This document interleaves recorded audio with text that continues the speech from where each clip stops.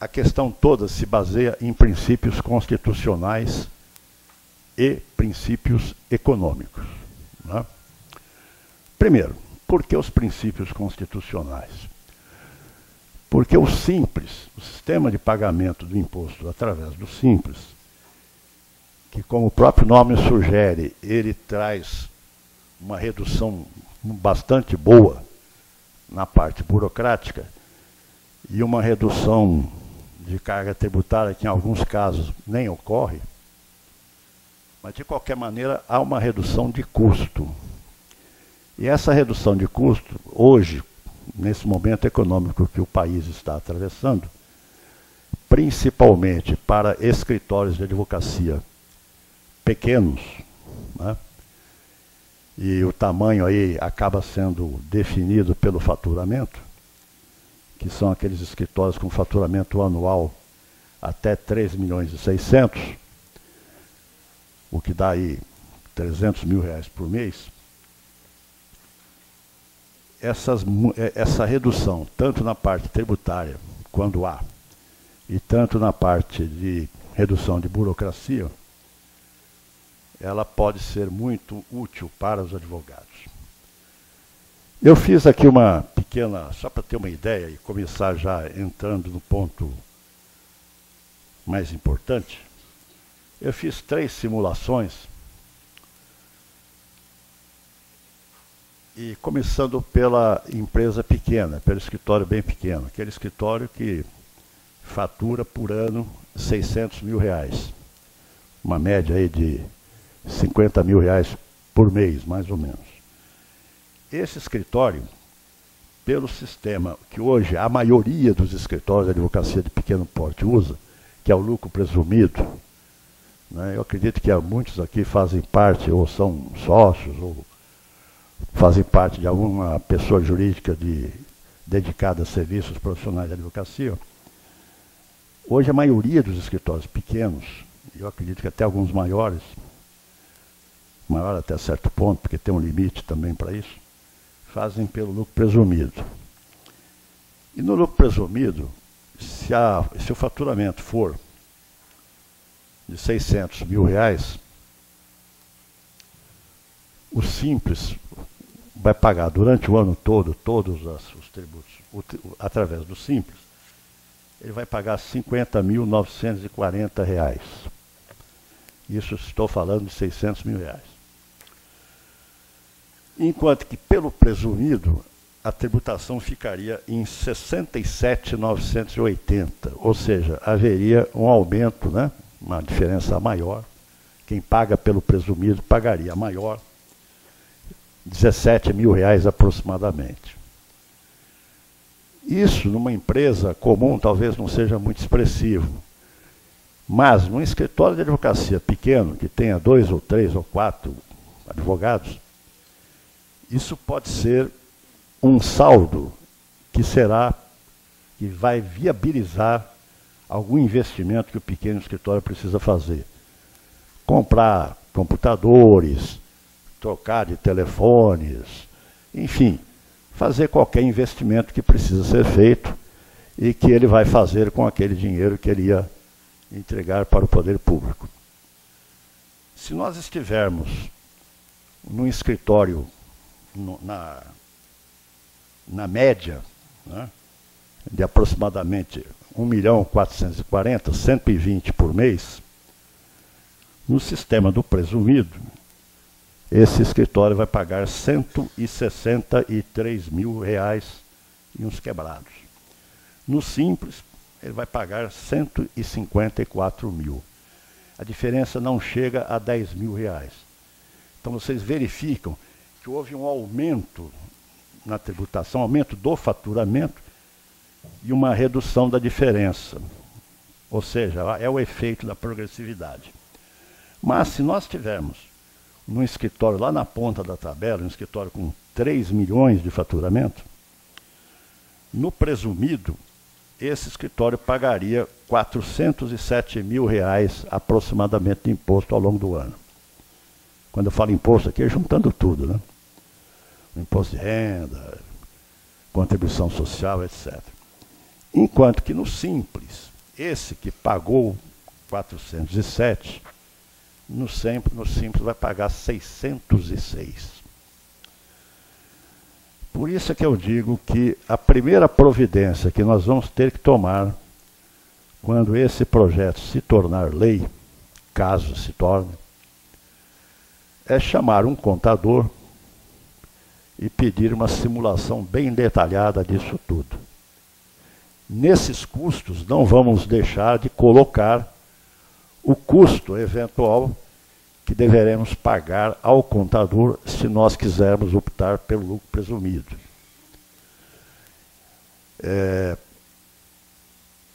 Eu estava contando uma história que infelizmente é verdadeira, que eu tenho um amigo meu que é contador há muitos anos, e ele andava meio abatido e tal, e há um mês atrás, conversa vai, conversa vem, e eu estava numa roda, ele sempre gostou de um uísque.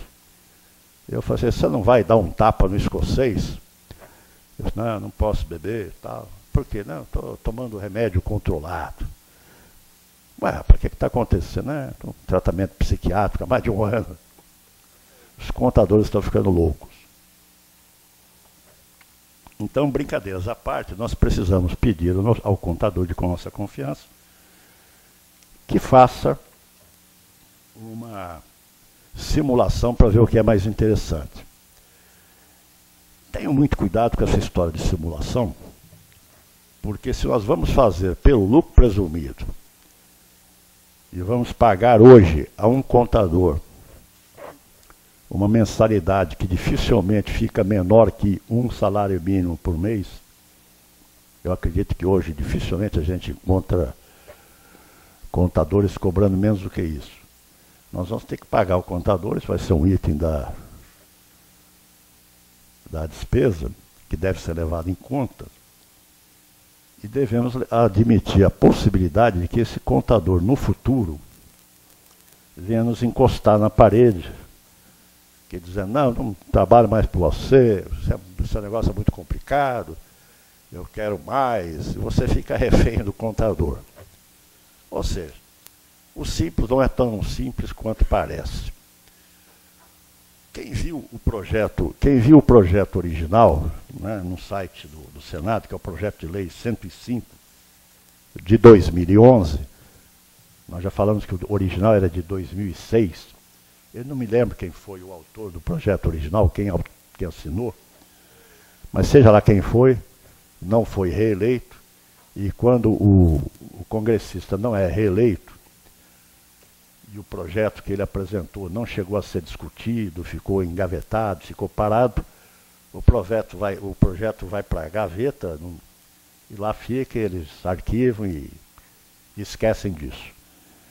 Aí surge um outro, se quem tiver interesse no assunto, cutucar, né, como aconteceu, a AB foi atrás, então um outro senador apresentou em 2011 esse novo projeto, é um senador do Piauí, né? Ciro Nogueira, do PP do Piauí. Esse senador, originalmente, ele tinha apresentado o projeto no sentido de simplesmente incluir os serviços advocatícios. E ao colocar no parágrafo 5º-B dos serviços advocatícios, ele havia enquadrado esses serviços no anexo 4 da relação de anexos do Simples Nacional, que vocês podem encontrar no site da Receita Federal. Aliás, ele havia colocado, perdão, no anexo 3. O anexo 3, ele é aquele anexo a que se refere à Lei Complementar 139, né? E o anexo 3 era a partilha do Simples Nacional, serviços e locação de bens móveis. Então ele começa com uma alíquota de 6%, 6% é o total, né? E vai até 17,42%. Houve uma emenda no Senado, tirando isso aqui do anexo 3, passando para o anexo 4.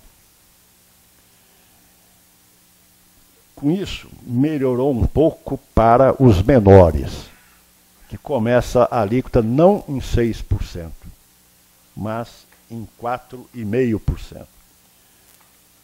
E vai aumentando ao longo da escala, chega até 16,85%. Mas a maldade pior não está na alíquota. A maldade pior... Nem sei como é que vim aqui hoje, eu estou com uma gripe miserável. A maldade maior é que o anexo 3, ele inclui a contribuição previdenciária patronal, que está inclusa dentro do cálculo geral do Simples, né? Que é aquele, salvo engano, 20%, né? Que se paga sobre o salário. Então tem lá a contribuição patronal, contribuição previdenciária patronal, que começava em 4 e até 7,83. E agora ela não está mais no anexo 4, ela está fora. Ou seja, vou ter que pagar os 20% sobre o salário dos empregados. Essa emenda foi apresentada por um deputado do PT, e claro que, aliás, por um senador do PT, porque essa emenda é do Senado, e eu acho que ela tem uma fundamentação razoavelmente lógica. Não estou entrando no mérito da questão. Acho que a fundamentação pode ser que seja importante, né? Qual é a fundamentação da emenda do deputado? É que não se pode tirar recursos da Previdência, em hipótese alguma, porque a Previdência está com problemas sérios de caixa. É público e notório que a Previdência Social brasileira enfrenta sérias dificuldades financeiras. Muito embora eu duvide que os empregados dos escritórios de advocacia vão mudar a situação financeira da Previdência, né? Principalmente os advogados, os empregados de escritórios pequenos de advogados, né? O meu escritório tem 2 advogados e meio, né? Eu digo meio que tem um que vai lá de vez em quando, e tem uma funcionária. Eu não vou dizer que seja 1,5, porque é 1,2 talvez. Eu tenho uma secretária, que é secretária, assistente, arquivista, é tudo. E tem lá uma senhora que uma vez por semana vai lá fazer limpeza, etc. e tal. Eu talvez acho que tem lá uma pessoa jurídica a qual pertence a um advogado e meio, pessoa jurídica da qual eu não faço parte mais, que quando eu não sou aposentado, mas eu me afastei, hoje eu sou advogado autônomo, né? Então é recibo na pessoa física, um abraço, né? E alguns insistem em não querer recibo, a gente não pode contrariar o cliente tem sempre razão, né? Mas vamos falar o que interessa, senão começa a falar besteira. Então, essa diferença com o CPP é que muda um pouco a situação e acaba viabilizando essa situação que eu falei agora há pouco, que quando está muito alto o faturamento, quer dizer, muito alto dentro da tabela, pode se tornar mais interessante o lucro presumido. Essas alterações só podem ser feitas em exercício completo. Quer dizer, se a lei for aprovada e entrar em vigor este ano, aliás, se ela for aprovada e sancionada este ano, entra em vigor em 2014. Né? Então, em 2014, se o contador achar que é bom, vamos fazer assim, vamos fazer assim.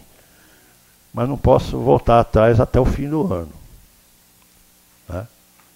Então, é um negócio que é que nem o lucro presumido, é até o fim do ano, pode mudar só depois. Né?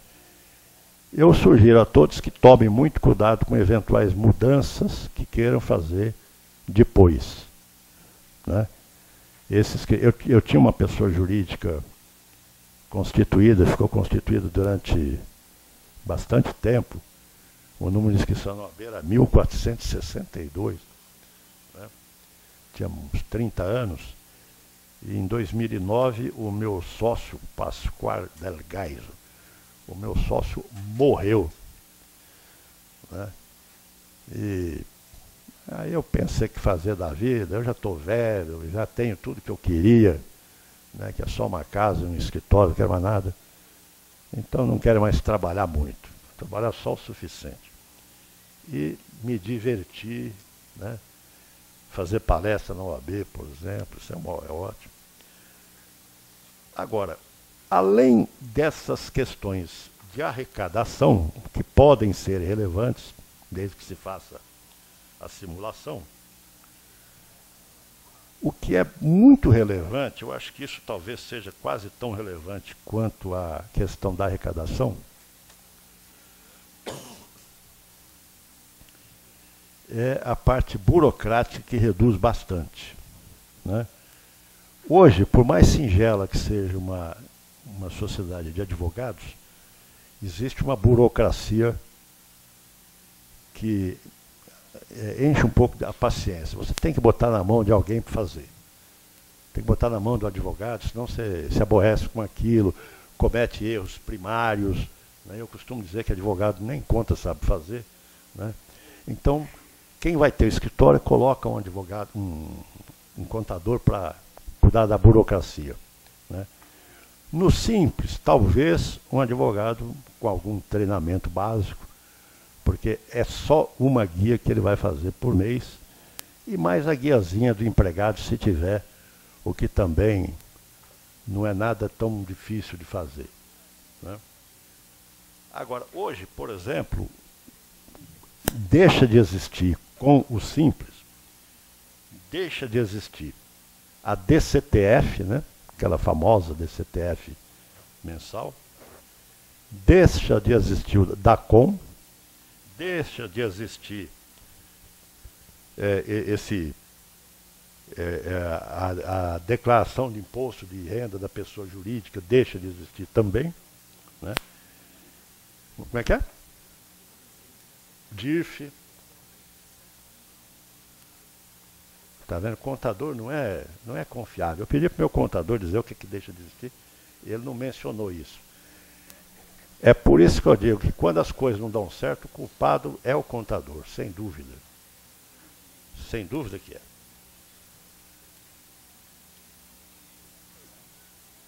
Eu acredito que alguém aqui deve ter visto uma reportagem que saiu há algum tempo sobre o Simples, em que se falava muito em que o Simples ia reunir 8 tributos diferentes num só.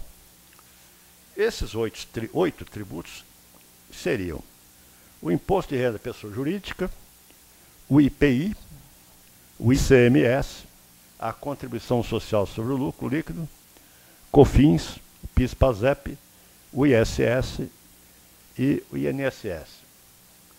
Bom, se vocês pegarem essa relação de anexos do Simples Nacional, você vai ver aqui, por exemplo, no anexo 1, que é para o comércio. Então está lá incluído o ICMS e a contribuição previdenciária sobre patronal. Isso para o comércio. Para a indústria tem tudo isso e tem o IPI também, né? Para a indústria. Não sei se tem alguma indústria tão pequena a ponto de se enquadrar nisso. O anexo 3, que era onde nós deveríamos estar antes da emenda, tem lá o ISS, e aqui eu não sei como vai ficar essa encrenca do ISS na possível regulamentação disso. O que provavelmente deve ficar é o seguinte: nós vamos pagar tudo através do Simples, menos o ISS. E o ISS nós vamos ter que pagar direto para o município, naquela alíquota fixa. essa é uma tendência que alguns municípios estão aceitando em algumas atividades, como em contabilidade já estão fazendo isso. A gente vive num país tão complicado que eu já disse que em matéria de tributos, até o passado é imprevisível. Se o passado é imprevisível, vocês imaginam o futuro, né? Por quê? Porque nós estamos aqui tentando pensar em grupo sobre um projeto de lei que acaba de ser aprovado pelo Senado, com uma emenda feita por um senador que mudou substancialmente o alcance original do projeto. E, no entanto, é um projeto que teve uma votação expressiva. Foram 63 votos a favor, uma abstenção e nenhum contra. Foi unanimidade.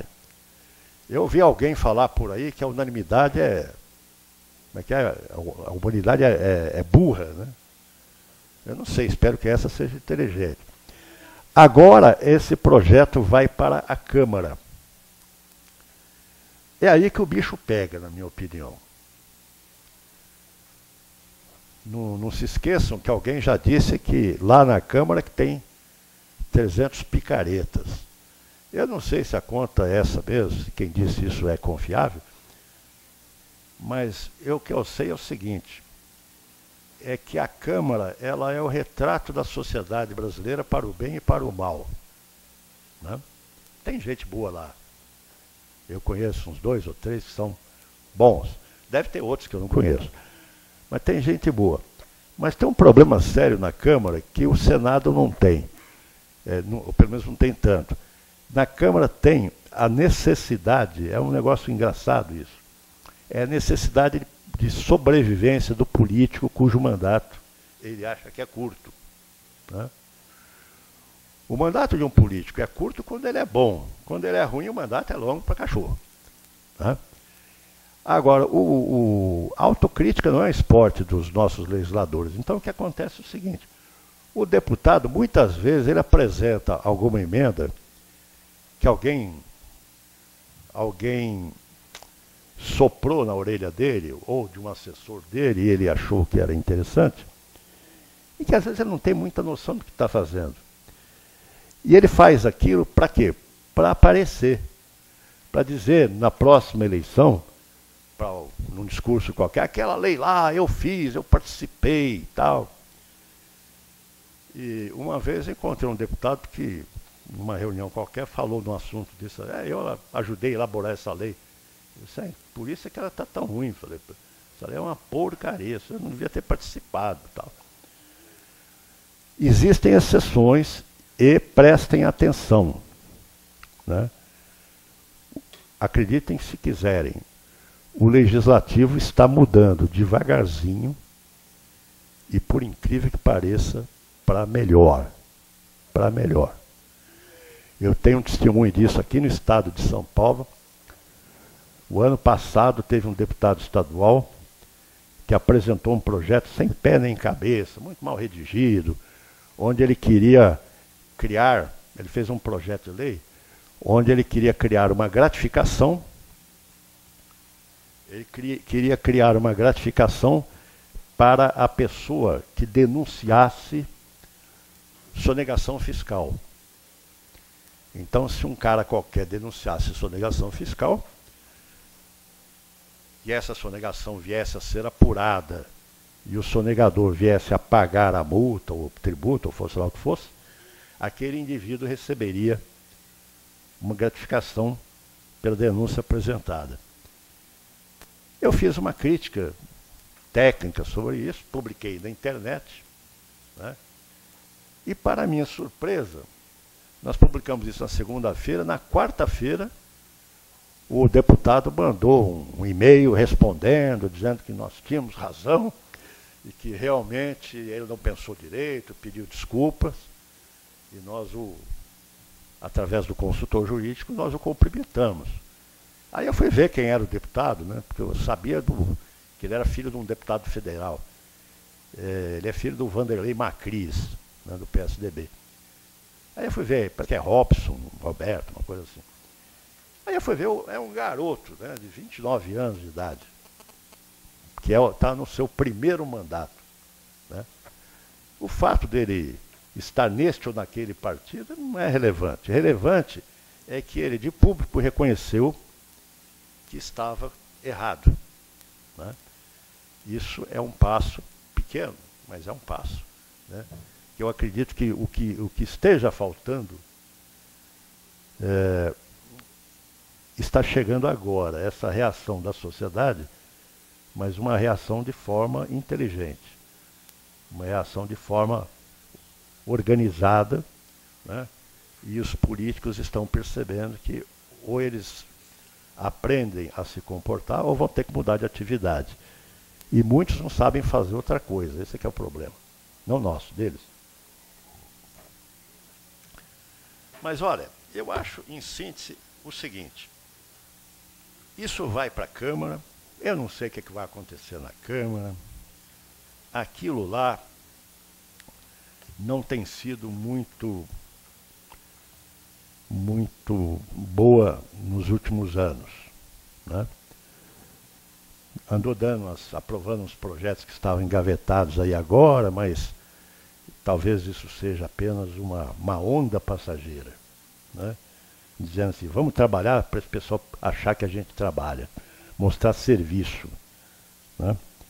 E daqui a pouco eles estão pensando em outra coisa, daqui a pouco vem o Papa, depois do Papa vem o Papai Noel, depois do Papai Noel vem o Carnaval, depois do Carnaval vem o futebol, e a coisa é por aí.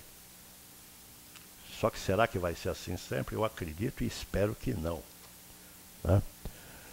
Olha, o que a gente pode fazer diante disso? Nada. Esperar que a Câmara aprove ou não aprove. Em qualquer hipótese, ela devolve para o Senado. O Senado vai dar a redação final e vai encaminhar para a nossa presidente. Né? Ela faz questão de chamar de presidenta. Eu acho esse nome de presidenta tão ridículo. É presidente mesmo. E a nossa presidente ela pode sancionar, ou pode vetar parcialmente. Né? Vetar parcialmente da maneira como está tão singelo o projeto, eu acho difícil. Muito provavelmente ela vai aprovar. Do jeito que vier da Câmara, ela vai aprovar. A Câmara que talvez faça alguma mudança e o Senado pode alterar alguma coisa. Eu não acredito que a Dilma vai querer, a essa altura do campeonato, brigar com...